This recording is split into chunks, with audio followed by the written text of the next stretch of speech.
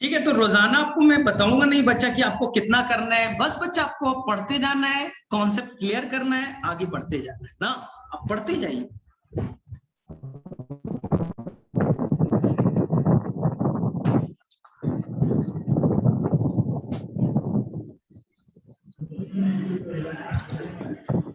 चलिए ठीक है, सबको आने दीजिए तब तक। ठीक है, तो आपको मैंने दो पीडीएफ आपको शेयर कर दिए। एक पियर्सन का बुक है बच्चा, उससे क्वेश्चंस बनाइए। कितना बन रहा है जो क्वेश्चंस नहीं बन रहे लीक भी कर सकते हैं, वो मुझसे बाद में डिस्कस कर लीजिएगा। मुझे व्हाट्सएप पे भेज दीजिएगा, मैं व्हाट्सएप पे कभी भी मना नहीं करूंगा। कोई भी कॉन्सेप्ट हो, कहीं पर कोई प्रॉब्लम हो, लेकिन बॉटनी से रिलेटेड मैं कभी मना नहीं करूंगा। 24 घंटे आप फ्री, 24 आवर फ्री हो, कभी भी आप भेज सकते हो। बस कॉल नहीं करना, मैसेज कर देना, मैं जरूर रिप्लाई करूंगा। जब मैं फ्री हो जाऊंगा 100% रिप्लाई करूंगा। ठीक है, तो आपको यही करना है। तो बॉटनी में ज्यादा टेंशन लेना नहीं है। आपका नोट्स हमेशा मैंने बोला एनसीईआरटी बहुत अच्छे से पढ़िए, एक एक लाइन को पढ़िए बच्चा। उसको हो सकता है 2-3 तरह का हाईलाइटर ले लीजिए, हाईलाइट कर लीजिए। ठीक है, ये डेट इंपॉर्टेंट है, ये साइंटिस्ट का नाम इंपॉर्टेंट है। और डिक्शनरी लीजिए, डिक्शनरी में बहुत सारा मीनिंग मिलेगा, बहुत सारा वर्ड आ जाएगा। प्री एग्जिस्टिंग नहीं समझ पा रहा, देखिए डिनोवो मैंने आपको बताया था, एनसीईआरटी में नहीं है, लेकिन आप जैसे मैंने डिनोवो पढ़ाया, आप बच्चे लोगों को थोड़ा सा सर्च कर लेना था गूगल पे, सर डिनोवो का मतलब क्या होता है, थोड़ा सा यही है बच्चा, यही थोड़ा सा दिमाग ना, थोड़ा सा बच्चा। आपको हर चीज थोड़ा सा, इंटरनेट की फैसिलिटी है, थोड़ा सा बच्चा ये सब जानना चाहिए। चलिए ठीक है, तो अब हम लोग डिटेल से चल रहे हैं, डिटेल से हम लोग चलने वाले हैं। सर डॉक्टर वाली में कुछ क्वेश्चंस होते हैं ना सर, वो एनसीईआरटी पढ़ने के बाद सर सॉल्व नहीं होता है सर। अच्छा ठीक है, तो मैं हूं ना, टेंशन क्यों ले रहे हैं? मैं किसी लिए बैठा हूँ। ठीक है, और एकदम नहीं है वो छोड़ सकते हैं। आगे में, अरे आगे के क्वेश्चंस भी तो होंगे ना। अभी तो लगा टफ है, लेकिन आगे में लगा बहुत आसान क्वेश्चन था, तो आगे का भी क्वेश्चन आ सकता है। चलिए ठीक है, पियर्सन में ठीक है, स्टेप वाइज है। चलिए ठीक है, अब ध्यान से सुनना। 20 मिनट है, हाँ 15 मिनट तो मैं जरूर बोलूंगा। तुम्हारी क्लास कब से है पहले बताओ? नेक्स्ट क्लास 10:15 है ना? 10:15 बोलो भाई जल्दी। युगलीना क्या मैं बताऊंगा। अरे तुम्हारी नेक्स्ट क्लास कितने बजे से है?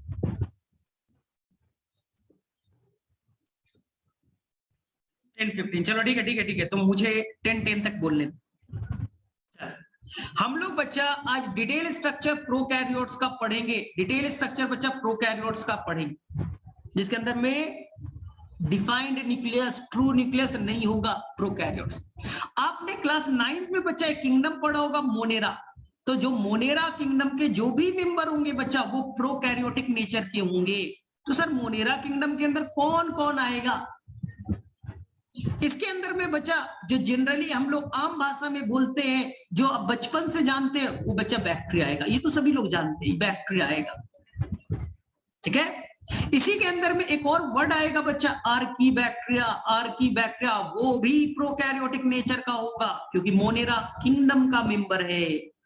इसी के अंदर में आएगा बच्चा blue green algae. Blue green algae जिसे आप साइनोबैक्टीरिया भी कहते हैं।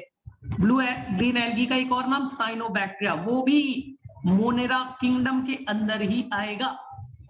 इसके अलावा बच्चा आपका आज जो मैंने पढ़ाया पीपीएलओ, पीपीएलओ या माइकोप्लाज्मा, माइकोप्लाज्मा, ये सारे के सारे प्रोकैरियोटिक नेचर के हैं। क्यों? क्योंकि ये एक किंगडम को बिलोंग करते बच्चा, मोनेरा किंगडम को। तो कौन कौन आ गया? बैक्टीरिया, कहीं कहीं पे यू बैक्टीरिया मिलेगा तो डरना नहीं है, कहीं के पे बैक्टीरिया की जगह यू बैक्टीरिया मिलेगा, डरना नहीं है आप लोगों को। Archie bacteria, blue green algae, cyanobacteria, PPLO, mycoplasma, ये बस एनसीईआरटी में, ये सारे एनसीईआरटी में आपको मिल जाएंगे। एनसीईआरटी के बाहर बच्चा दो वर्ड और मिलेगा मोनेरा किंगडम में, क्लामाइडिया, क्लामाइडिया। ठीक है, और एक मिल जाएगा बच्चा, एक मिल जाएगा आपको रिकेट्सिया। एनसीईआरटी में नहीं मिलेगा, लेकिन अगर आपके पास थोड़ा सा रिकेट्सिया पढ़ लीजिए, एक बार नाम सुन लीजिए। और एक मिल जाएगा बच्चा एक्टिनोमाइसिटीज, एक्टिनोमाइसिटीज। तो मैं एक शॉर्टकट बनाने वाला हूं, एक्टिनोमाइसिटीज।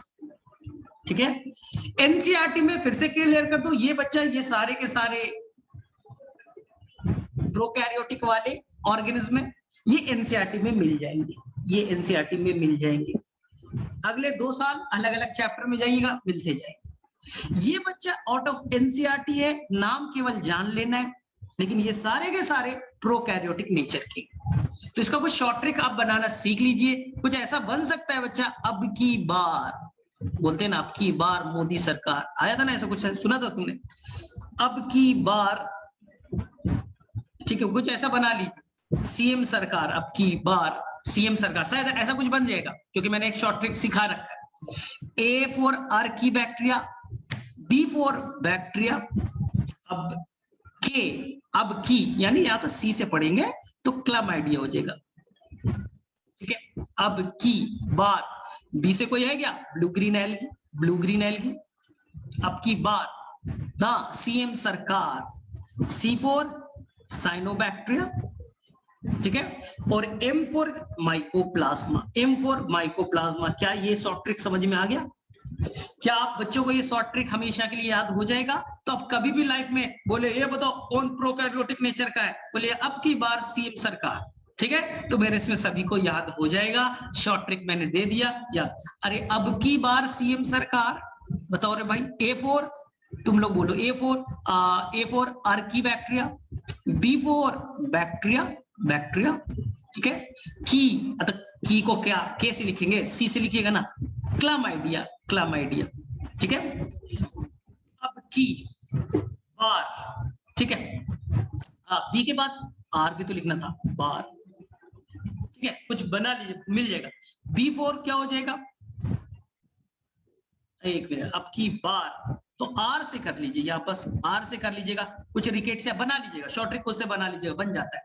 सी फॉर हो जाएगा आपका, ठीक है, यहाँ पर एक सी आ रहा है, एक के आ रहा है, बना लीजिएगा, खुद से बन जाएगा, मेरे में से बन जाना चाहिए, ठीक है।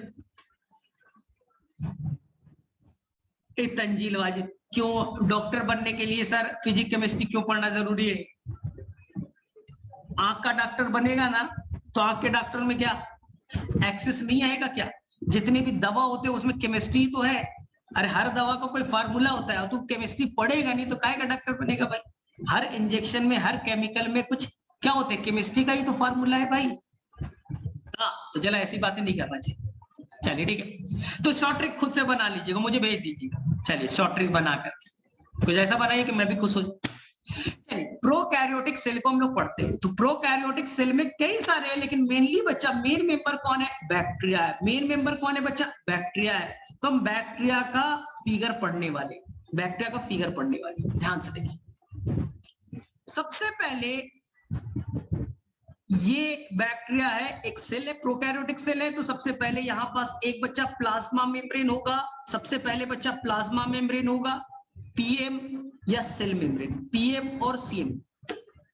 उसके बाहर में एक हार्ड कवरिंग होगा प्रोटेक्शन देने के लिए, जिसे बच्चा सेल वॉल कहेंगे, जिसे बच्चा सेल वॉल कहेंगे। तो येलो वाला जो था बच्चा, वो था आपका प्लाज्मा मेम्ब्रेन, व्हाइट वाला जो है बच्चा सेल वॉल है। सर सेल वॉल किस केमिकल का बना है, अभी बहुत डिटेल से बातें करेंगे, बहुत डिटेल से बातें करेंगे, टेंशन मत लीजिए, कुछ नया नाम आएगा। सेल वॉल कुछ स्पेशल केमिकल का बना होगा, जिसे बच्चा म्यूरिन कहेंगे, जिसे बच्चा लोग हम लोग म्यूरिन कहेंगे। और कहीं कहीं पे बच्चा म्यूरिन के जगह पे एक नाम लिखा मिलेगा, पेप्टिडोग्लाइकेन। पेप्टिडो मतलब प्रोटीन और ग्लाइकेन का मतलब शुगर। धीरे धीरे ऐसे नाम याद हो जाएंगे, तो आपको टेंशन नहीं लेना है। ये पेप्टिडोग्लाइकेन मैं कम से कम 10 बार बोलूंगा, आगे जैसे जैसे क्लासेस बढ़ेगी 10 टाइम्स बोलूंगा, लिखूंगा भी, याद हो जाएगा। तो चलिए, सेल वॉल हो गया बच्चा, प्लाज्मा मेम्ब्रेन समझ में आया, ठीक है। और तीसरा सेल वॉल के बाहर में भी एक कवरिंग पाया जाएगा, जिसे बच्चा हम कहते हैं ग्लाइकोकैलिक्स, जिसे हम बच्चे लोग कहेंगे ग्लाइकोकैलिक्स। आज आप जब एनसीईआरटी पढ़ना स्टार्ट करेंगे, चैप्टर नंबर 8, तो आपको बच्चा ये पूरा लाइन ब्लैक पॉइंट में दिखेगा, ये हर वर्ड ब्लैक पॉइंट में दिखेगा। फिर से बोलते, सबसे बाहर का कवरिंग जो है रेड वाला, वो ग्लाइकोकैलिक्स है। ग्लाइको का मतलब शुगर होता है, कैलिक्स का मतलब कवरिंग होता है। तो सबसे बाहर का कवरिंग शुगर का बना हुआ है, यानी कार्बोहाइड्रेट। शुगर को कार्बोहाइड्रेट कहते हैं, ग्लाइकोकैलिक्स। अब अंदर में क्या है बच्चा, ये सेल वॉल है। सेल वॉल किस चिड़िया का नाम है, तो बोलेंगे सेल वॉल एक केमिकल से बना है, बहुत डिफिकल्ट नाम है, हम याद कर लेंगे। उसका नाम म्यूरिन या पेप्टिडोग्लाइकेन होगा। पेप्टिडो मतलब प्रोटीन होता है, ग्लाइकेन मतलब शुगर होता है। पेप्टिडो मतलब प्रोटीन होता है, ग्लाइकेन मतलब शुगर होता है, यानी प्रोटीन और शुगर के मिलने से बना है। तीसरा बच्चा लोग, तीसरा जो येलो वाला है वो प्लाज्मा मेम्ब्रेन है, वो बच्चा प्लाज्मा मेम्ब्रेन है। ये तीनों लेयर आपस में मिल गए, ये तीनों लेयर बच्चा आपस में मिल गए, तीनों लेयर आपस में मिल गए। तीनों का अपना अपना फंक्शन है, तीनों के अपनी अपनी फंक्शन, लेकिन जो तीनों लेयर आपस में मिल गए इसे कलेक्टिवली सेल इनवेलप कहा जाएगा। आप एनसीईआरटी में पढ़िएगा, ब्लैक पॉइंट में वर्ड मिलेगा सेल इनवेलप। सेल इनवेलप ये क्या है, तीनों के मिक्सिंग से बना है। Plasma membrane, plasma membrane, cell wall CW और GLY ग्लाइकोकैलिक्स से, ग्लाइकोकैलिक्स। ठीक है, ये चीज याद रखिए, बहुत ध्यान से सुनिएगा इस पार्ट को, सेकंड पार्ट के रिकॉर्डिंग को दोबारा सुनना है, शाम में बेटा दोबारा सुनना है। देखिए कुछ बैक्टीरिया में बच्चा ये जो ग्लाइकोकैलिक्स है, ये ग्लाइकोकैलिक्स है वो पतला होगा, थिन होगा, पतला होगा, सॉफ्ट होगा, थिन होगा। अगर पतला है, सॉफ्ट है, थिन है तो उसे कहेंगे स्लाइम लेयर। कुछ बैक्टीरिया में ग्लाइकोकैलिक्स पतले होंगे, स्लाइम मतलब पतला, स्लाइम लेयर उसे कहा जाएगा अगर पतला है, थिन है तो। लेकिन किसी किसी बैक्टीरिया में ये मोटा होगा, टफ होगा, हार्ड होगा, मोटा होगा, टफ होगा, हार्ड होगा तो उसे कैप्सूल कहेंगे बच्चा। उसे क्या कहेंगे, कैप्सूल। ये खाने वाला कैप्सूल मत समझ लीजिएगा, कैप्सूल नाम दिया गया है। फिर से समझो, दो बैक्टीरिया है, ध्यान से देखो, दो बैक्टीरिया है, एक बैक्टीरिया ये प्लाज्मा मेम्ब्रेन, यहां भी प्लाज्मा मेम्ब्रेन, ठीक है। यहां बच्चा यहां सेल वॉल बना दिया, यहां सेल वॉल बना दिया, यहां भी सेल वॉल बना दिया, यहां पास स्लाइम लेयर बना दिया, रेड वाला पतला सा, पतला, थिन, सॉफ्ट। यहां देखो, यहां पास बच्चा ग्लाइकोकैलिक्स जो है मोटा है, हार्ड है, थिक है तो इसे कैप्सूल कहेंगे। तो ये हो गया बच्चा कैप्सूल, और ये पतला वाला हो गया स्लाइम लेयर। सर फायदा क्या है, फायदा क्या है, अगर ये मोटा वाला बेटा कैप्सूल वाला तुम्हारे अंदर इंटर कर गया, ये बैक्टीरिया तुम्हारे अंदर इंटर कर गया, तो जो WBC है बच्चा इसे खा नहीं पाएगा, इंसल्ट नहीं कर पाएगा, उसको नुकसान नहीं पहुंचाएगा। तो ये बैक्टीरिया जल्दी तुम्हारे अंदर मरेंगे नहीं, तुम्हें बच्चा डिजीज कॉज कर देंगे, डिजीज कॉज कर देंगे। तो सर एक जगह मोटा एक जगह पतला क्यों, यहां बच्चा ये क्या है, स्लाइम लेयर है। स्लाइम लेयर में जो बना है ग्लाइकोकैलिक्स केवल और केवल, केवल और केवल कार्बोहाइड्रेट का बना है, केवल और केवल कार्बोहाइड्रेट का बना है। कार्बोहाइड्रेट बोले, शुगर बोले ना, सेम चीज है ना। लेकिन कैप्सूल में बच्चा CH मतलब कार्बोहाइड्रेट तो है, साथ साथ इसके अंदर प्रोटीन भी है, साथ साथ प्रोटीन भी है, इसलिए मोटा और हार्ड हो गया, मोटा और हार्ड हो गया। ठीक है, तो मेरे वैसे यहां तक कोई गड़बड़ नहीं चाहिए बच्चा, कोई गड़बड़ नहीं चाहिए मुझे, कोई गड़बड़ नहीं चाहिए। रिकॉर्डिंग को वापस से सुनेंगे। चलिए, तो मैंने सेल इनवेलप आपको क्लियर कर दिया बच्चा, सेल इनवेलप क्लियर कर दिया। सबसे इंपॉर्टेंट क्वेश्चन, सेल वॉल किससे बना है, म्यूरिन या पेप्टिडोग्लाइकेन। पेप्टिडोग्लाइकेन, पेप्टिडो मतलब प्रोटीन, ग्लाइकेन का मतलब शुगर। स्लाइम लेयर और कैप्सूल आपको क्लियर है, स्लाइम मतलब पतला वाला, कैप्सूल मतलब मोटा वाला। चलिए, जो बच्चा प्लाज्मा मेम्ब्रेन है, ध्यान से सुनना, जो बच्चा प्लाज्मा मेम्ब्रेन है वो अंदर की तरफ धसा हुआ है, ध्यान से सुनिएगा, जो प्लाज्मा मेम्ब्रेन है येलो वाला वो अंदर की तरफ इन्वेजिनेट हो गया है, अंदर की तरफ धस गया है सरफेस एरिया को बढ़ाने के लिए। जो अंदर की तरफ प्लाज्मा मेम्ब्रेन धस गया है, धस गया है, सर इसका क्या नाम है, सुनिए, जो अंदर में धस गया है प्लाज्मा मेम्ब्रेन उसे कहते हैं बेटा मीजोजोम, मीजोजोम, मीजोजोम। नीट का सबसे इंपॉर्टेंट क्वेश्चन, एनसीईआरटी में ब्लैक पॉइंट में गिवन है, समझो कितना इंपॉर्टेंट है। मीजोजोम कहीं कहीं पे ट्यूब की तरह है, ट्यूब्यूल्स, कहीं कहीं पे बेटा घड़ियानुमा है, वेसिकल वेसिकल, और कहीं कहीं पे बच्चा इस तरह का है, नेटवर्क लाइक है, लैमेली। एनसीईआरटी पढ़िएगा, 3 वर्ड मिलेंगे। कहीं कहीं पे ट्यूब लाइक है, ट्यूब्यूल्स, ट्यूब्यूल्स लाइक है, कहीं कहीं पे बेटा घड़ेनुमा है, वेसिकल लाइक है, और कहीं कहीं पे नेटवर्क वाला है, लैमेली लाइक है। सर काम क्या है ये बताइए ना, काम क्या है? हाँ काम इंपॉर्टेंट। फायदा क्या हुआ सर? अरे सेल मेम्ब्रेन का सरफेस एरिया बढ़ गया। पहले सेल मेम्ब्रेन ऐसे रहना चाहता था, हमने अंदर दहसा दिया, देखिए सरफेस एरिया बढ़ गया। इसके ऊपर में एंजाइम्स होते हैं जो एटीपी बनाएंगे, इसके ऊपर बेटा एंजाइम्स होते हैं जो एटीपी बनाएंगे। यहां माइटोकॉन्ड्रिया नहीं है तो एटीपी कहां से बनेगा? मीजोजोम बोलेगा मैं बनाऊंगा एटीपी। इसलिए बच्चा mesosome is equivalent to mitochondria, mesosome is equivalent to mitochondria. True mitochondria नहीं है तो एटीपी कहां बनेगा? पावर हाउस कौन है? तो बोलेगा मीजोजोम मैं एटीपी बनाऊंगा, टेंशन मत ले, मैं एटीपी बनाऊंगा, टेंशन नहीं ले। मुझे आज से नाम रख दो M4 माइटोकॉन्ड्रिया, M4 मीजोजोम। तो प्रोकैरियोट्स में, बैक्टीरिया में मीजोजोम का काम जो हमारे अंदर माइटोकॉन्ड्रिया करता है। सेकंड चीज, ये बच्चा सेल वॉल का मटेरियल का सिक्रीशन करेगा। एनसीईआरटी पढ़िएगा। सेकंड काम क्या है बच्चा? सिक्रीशन। जो सेल वॉल है उसके जो केमिकल्स है उसका सिक्रीशन करेगा। डायरेक्टली बोलूं, सेल वॉल फॉर्मेशन करेगा। सेल वॉल का मटेरियल बनाना, ये सेल वॉल बनाना, दोनों सेम चीज हुए ना। चलिए 2 चीज आए। अब थर्ड चीज सीखिएगा। जब बच्चा बैक्टीरिया को डिवाइड होना है, ध्यान से देखो, जब बच्चा बैक्टीरिया को डिवाइड होना है, ध्यान से सुनना, ये बैक्टीरिया बच्चा, ये बैक्टीरिया, ये बैक्टीरिया, ठीक। और इसके पास में बच्चा एक ही क्रोमोसोम है, कल आपको बताया था, एक ही क्रोमोसोम है, एक ही क्रोमोसोम है, सर्कुलर शेप का, डबल स्टैंडर्ड। अब इस बैक्टीरिया को बच्चा बाइंड्री फ्यूजन करना है, अपने आप को डबल करना है। एक बैक्टीरिया से बच्चा 2 बैक्टीरिया बनाने, एक बैक्टीरिया से 2 बैक्टीरिया बनाना है, तो दोनों के अंदर में एक एक क्रोमोसोम आएगा ना। अरे बैक्टीरिया के पास तो एक ही क्रोमोसोम है, तो दोनों बेटे को कैसे एक एक क्रोमोसोम दे देगा? कैसे एक एक क्रोमोसोम दे देगा? उसके पास तो खुद एक है। तुम्हारे पास बेटा 1 रुपए है, तुम्हारे बेटे 2 बेटे, बेटा नंबर 1, बेटा नंबर 2, दोनों को 1-1 रुपये चाहिए। तो क्या करेगा ये बच्चा, ये अपने क्रोमोसोम को डबल कर लेगा, अपने क्रोमोसोम को डबल कर लेगा। इस प्रोसेस को हम लोग रेप्लिकेशन कहते हैं। कहीं कहीं पे डुप्लीकेशन लिख देगा, ज्यादा बेटर वर्ड बेटा रेप्लिकेशन होता है। यानी एक क्रोमोसोम है, इस क्रोमोसोम का एग्जैक्टली एक और कॉपी बन जाना रेप्लिकेशन कहलाता है। तो सर कौन कर देगा रेप्लिकेशन? अरे यही तो करेगा, इसलिए तो पढ़ाया जा रहा है। ये काम बच्चा मीजोजोम करेगा।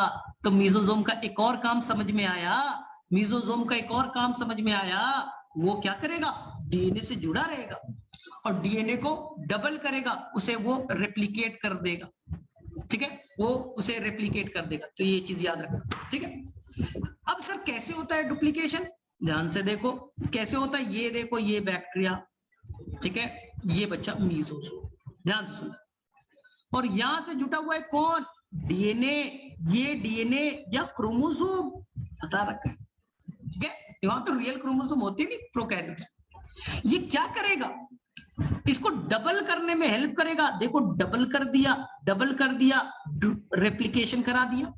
अब बोलेगा बैक्टीरिया को कि तू अंदर से ना, बीचों बीच से बैक्टीरिया, तू अंदर से थोड़ा धसना स्टार्ट हो जा, ऐसे बन, ऐसे बन, बीच से थोड़ा धस जा। हाँ, इसे कहते बेटा सेप्टम बनाना, बीच में पार्टीशन करना।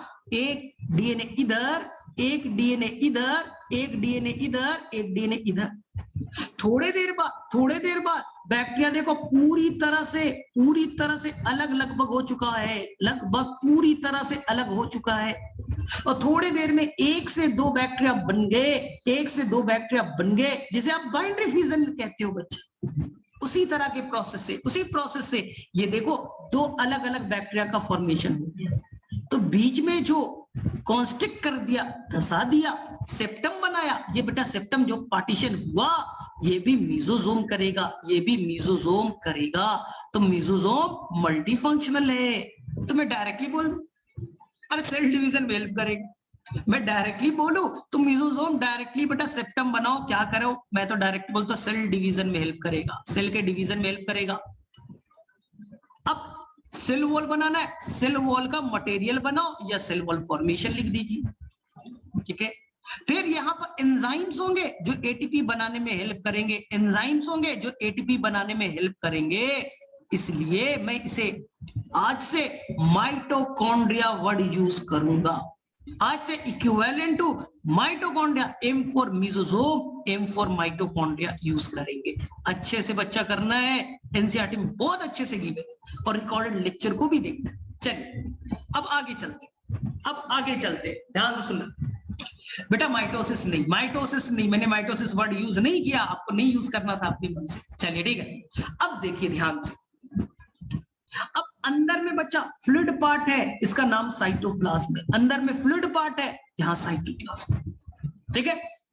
ध्यान से सुनना, कुछ बैक्टीरिया में यहाँ पास मेम्ब्रेन, कुछ बैक्टीरिया में बेटा इस तरह का स्ट्रक्चर बना पाया जाएगा, कुछ इस तरह का स्ट्रक्चर पाया जाएगा। बोले क्या है सर इसके अंदर पिगमेंट होंगे, इसके अंदर पिगमेंट होंगे जो फोटोसिंथेसिस में हेल्प करेंगे। ध्यान से सुनना, कुछ बैक्टीरिया बोला बच्चा केवल ब्लू ग्रीन एल्गी में देखा गया, जिसका नाम साइनोबैक्टीरिया है। ब्लू ग्रीन एल्गी में कुछ स्पेशल स्ट्रक्चर है जिसका नाम है बच्चा क्रोमैटोफोर। क्रोमैटोफोर, फोर का मतलब होता है बॉडी, क्रोमैटोफोर, फोर का मतलब होता है बॉडी, और क्रोमो मतलब कलरफुल, क्योंकि इसमें पिगमेंट है, पिगमेंट है। अगर पिगमेंट होगा तभी तो फोटोसिंथेसिस करेगा, तभी तो वो फोटोसिंथेसिस करेगा। यहाँ कोई क्लोरोप्लास्ट नहीं है जिससे फोटोसिंथेसिस करे, ये प्रोकैरियोट्स है। या mitochondria, chloroplast, Golgi body, endoplasmic reticulum नहीं होते, नहीं होते, तो फोटोसिंथेसिस कैसे करेगा? तो यहाँ स्पेशल एक स्ट्रक्चर है क्रोमैटोफोर जो पिगमेंट रखेगा और किसमें हेल्प करेगा? फोटोसिंथेसिस। तो फिर से मैं बोल रहा हूं, C4 क्रोमैटोफोर और C4 क्लोरोप्लास्ट, ये इक्विवेलेंट टू क्लोरोप्लास्ट हो गया। प्लांट के अंदर फोटोसिंथेसिस क्लोरोप्लास्ट करता है, तो प्रोकैरियोट्स में ना, सारे प्रोकैरियोट्स में नहीं है, केवल ब्लू ग्रीन एल्गी में है ना। यहां पर किसके इक्विवेलेंट हो गया? क्लोरोप्लास्ट के, क्लोरोप्लास्ट के, याद रखिएगा, ठीक है। अब कुछ बुक्स में लिखा है कि ये भी बच्चा मेम्ब्रेन का एक्सटेंशन है, जो प्लाज्मा मेम्ब्रेन है ना, उसी के टूटने से बना है, उसी के टूटने से बना है, ठीक है। अब लेकिन आपको नहीं मानना है, आपको मानना है कुछ अलग स्ट्रक्चर, कुछ अलग स्ट्रक्चर है जिसमें पिगमेंट है, फोटोसिंथेसिस करे। चलिए अब बातें करें इसके जेनेटिक मटेरियल पे। टाइम कितना है? चलो ठीक है, इसके जेनेटिक मटेरियल आपको मालूम है बच्चा, यहाँ पास एक ही क्रोमोसोम होता है, एक ही क्रोमोसोम होता है, या डीएनए होता है। शेप कैसा है? सर्कुलर। शेप कैसा है? सर्कुलर, ठीक है। क्या यहाँ पास हिस्टोन प्रोटीन है? नहीं सर, हिस्टोन प्रोटीन नहीं है। क्या यहाँ न्यूक्लियर मेम्ब्रेन है? नहीं सर, नहीं है, पिछले क्लास में बताया। नेकेड कहेंगे बच्चा, ऐसे डीएनए को हम क्या कहते हैं? नेकेड कहते हैं, क्योंकि न्यूक्लियर मेम्ब्रेन नहीं है। तो जिस एरिया में पाया जाएगा, जिस एरिया में पाया जाएगा, हमारा डीएनए कहाँ पाया जाता है? न्यूक्लियस में। तो यहाँ पर बच्चा उस एरिया जहां पर ये डीएनए पाया जाएगा, क्रोमोसोम पाया जाएगा, 9th क्लास में बच्चा आपने पढ़ा था, उसका एक स्पेशल नाम होगा बच्चा, न्यूक्लियोइड। उसका नाम होगा बच्चा लोग न्यूक्लियोइड। याद आया? हमारे अंदर ट्रू न्यूक्लियस है, मेरे अंदर, लेकिन ये तो बैक्टीरिया है, फॉल्स वाला है। तो वो कहां पाया जाएगा? डीएनए कहां होगा? इसका जेनेटिक मटेरियल तो स्पेशल जगह पे होगा, जिसका नाम, उस एरिया का नाम न्यूक्लियोइड। कई सारे नाम है बच्चा, इसी को हम लोग कभी कभी देखिएगा नीट के क्वेश्चन में मिल जाएगा बच्चा, जीनोफोर कहेंगे। जहां जेनेटिक मटेरियल होगा, फोर का मतलब बॉडी, जहां जेनेटिक मटेरियल वाला बॉडी है, जीनोफोर ना। तो इसी को हम प्रिमिटिव न्यूक्लियस कहेंगे या इंसिपिएंट न्यूक्लियस कहेंगे। याद आ रही है आपको बातें? इंसिपिएंट न्यूक्लियस कहेंगे, प्रिमिटिव न्यूक्लियस कहेंगे, कई सारे नाम। Histone protein absent, shape circular, number बच्चा सिंगल, कभी भी होगा, नंबर क्या होगा, सिंगल होगा। अब तुम बताओ, double standard, single standard, double standard, single standard, chromatophore only blue green algae में। हाँ बोलो, सिंगल स्टैंडर्ड, डबल स्टैंडर्ड, पिछले क्लास में बता रखा है। अरे डीएनए हमेशा डबल स्टैंडर्ड होगा। बच्चा नीट वाले बच्चे तुम्हारे सीनियर भी गलती करते थे, क्वेश्चन आ गया, ये बताइए प्रोकैरियोट्स में डीएनए सर्कुलर शेप और सिंगल स्टैंडर्ड होगा। ले गलत बात बोल, अरे डबल स्टैंडर्ड होगा। दुनिया में कई डीएनए डबल स्टैंडर्ड है, सर्कुलर ठीक है, लेकिन सिंगल स्टैंडर्ड, डबल स्टैंडर्ड। अब काम की चीजें बता रहा हूं, ध्यान से सुनो। ये बच्चा मेन डीएनए, फिर से सीखो, ये बच्चा मेन डीएनए, ये बच्चा मेन डीएनए है, मेन क्रोमोसोम है। ध्यान से सुनना, कुछ बैक्टीरिया में इस मेन डीएनए के अलावा भी छोटे साइज के क्रोमोसोम पाए जाते हैं। मेन क्रोमोसोम के अलावा छोटे साइज के मिनी क्रोमोसोम पाया जाता है। ये बच्चा सुनो, कुछ बैक्टीरिया में मेन डीएनए के अलावा, मेन क्रोमोसोम के अलावा छोटे साइज के स्ट्रक्चर पाए जाते हैं डीएनए के, जिसे हम मिनी क्रोमोसोम कहते हैं। मिनी मतलब छोटा हो गया, नाम में लिखा है ना मिनी क्रोमोसोम, मिनी क्रोमोसोम। इसी को कहते हैं बच्चा एक्स्ट्रा क्रोमोसोमल डीएनए। ये वर्ड तुम्हें मिलेगा बनाने टाइम, एक्स्ट्रा है ना, मेन तो नहीं है ना, एक्स्ट्रा है, एक्स्ट्रा क्रोमोसोमल डीएनए। यहां लिख देता हूं, इसे कहेंगे बच्चा एक्स्ट्रा है, मेन नहीं है, extra chromosomal DNA, chromosomal DNA.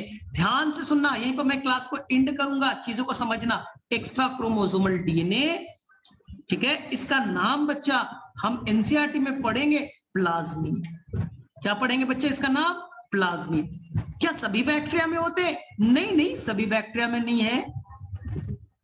अगर बच्चा ऐसे समझो, ऐसे समझो, एक मिनट, समझो, मेन क्रोमोसोम को अगर तुम बाहर निकाल दो, मेन डीएनए को, मेन क्रोमोसोम को अगर बाहर निकाल दो, बैक्टीरिया मर जाएगा। मेन डीएनए को बाहर निकाल दो, बैक्टीरिया मर जाएगा। लेकिन अगर इस प्लाज्मिड को तुम बाहर निकाल दो, इस प्लाज्मिड को बाहर निकाल दो, तो बैक्टीरिया मरेगा नहीं। इसका मतलब है ये नेसेसरी नहीं है बच्चा, एसेसरी है, कुछ एक्स्ट्रा काम कर देता होगा, जरूरी नहीं है लाइफ के लिए। इसलिए सभी बैक्टीरिया में नहीं, सभी बैक्टीरिया में नहीं है। ये मेन डीएनए बेटा नेसेसरी है, इस यही पूरा लाइफ चला रहा है। ये बेटा एक्स्ट्रा फंक्शन दे रहा है, एक्स्ट्रा ताकत दे रहा है। सर शेप कैसा होगा? तो बेटा यहां पर देखिए, सर्कुलर शेप का ही बनाया है, और ये भी डबल स्टैंडर्ड है, डबल स्टैंडर्ड है। सर नंबर आपने 4 बना दिया है, गलत बात है? नहीं बच्चा, प्लाज्मिड अपने आप को रेप्लिकेट कर सकता है, इसका नंबर 100 तक हो सकता है, 100, 200, 300 तक पॉसिबल है। यानी कि इसके नंबर पे कभी क्वेश्चन नहीं आएगा, कभी क्वेश्चन नहीं आएगा। हो सकते हैं ज्यादा, 10 भी हो सकता है, 50 भी हो सकता है, 100 भी हो सकता है, क्योंकि इसमें अपने आप को रेप्लिकेट करने की कैपेसिटी है, अपने आप का नंबर बढ़ा सकता है, सेल्फ रेप्लिकेशन कर सकता है। तो नंबर 100 तक, 400 तक वेरी कर सकता है ना। चलिए ये चीज याद रखिएगा। तो प्लाज्मिड, फिर से सुन लीजिए, मेन डीएनए ये है, मेन डीएनए के अलावा ये डीएनए, तो नाम extra chromosomal DNA, shape circular shape, double standard, number very कर सकता है। काम सर, काम करेंगे अगले क्लास में, बहुत डिटेल से करेंगे, टेंशन नहीं लीजिएगा। चलिए इसके अलावा भी कुछ स्ट्रक्चर्स होते हैं क्या? चलिए टाइम होगा तो मैं करूंगा, मेरे से टाइम कम है तो हम लोग अगले क्लास में करेंगे। फिर भी आप एनसीईआरटी में बच्चा जाकर के थोड़ा सा पढ़ने की कोशिश कीजिएगा। एनसीईआरटी में जहां प्रोकैरियोटिक सेल है, पढ़ने की कोशिश कीजिएगा। इस स्ट्रक्चर के डिटेल पार्ट हम अगले क्लास में कवर करेंगे, अगले क्लास में बच्चा कवर करेंगे, टेंशन नहीं लेना है, टेंशन नहीं लेना। चलिए ठीक है, चलो यहां तक किसी किसी समझ में आ गया? फटाफट बताओ, फटाफट बताओ, मैंने अच्छे से समझा दिए। चलो यहां तक आ गया समझ में ना?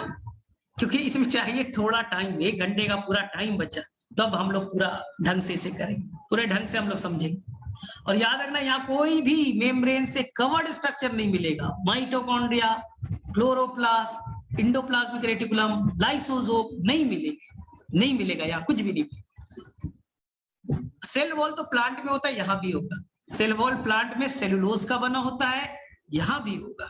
चलिए ठीक है। तो चलो हम लोग नेक्स्ट क्लास में मिलते हैं, तो आगे बढ़ते हैं। ठीक है, तब तक के लिए बाय। ठीक है, तो जाकर के असाइनमेंट बेटा 50 क्वेश्चन है, 1 to 50 question from the Pearson book and the doctor Lee से भी बनाइएगा। जो नहीं बनेगा छोड़ दीजिएगा, जो नहीं बनेगा छोड़ दीजिएगा, वो मैं, क्योंकि ये स्ट्रक्चर 1 घंटा लगेगा अगले क्लास में कंप्लीट कर, तो सारे क्वेश्चंस बनेंगे। फिर तो बेटा दुनिया में कोई प्रोकैरियोटिक सेल हो विद इन सेकंड बन जाएगा, कैसा भी क्वेश्चन हो विद इन सेकंड बन जाएगा। चलिए ठीक है, चलिए ठीक है, ठीक है, ठीक है, ठीक है, ठीक है, बाय बाय।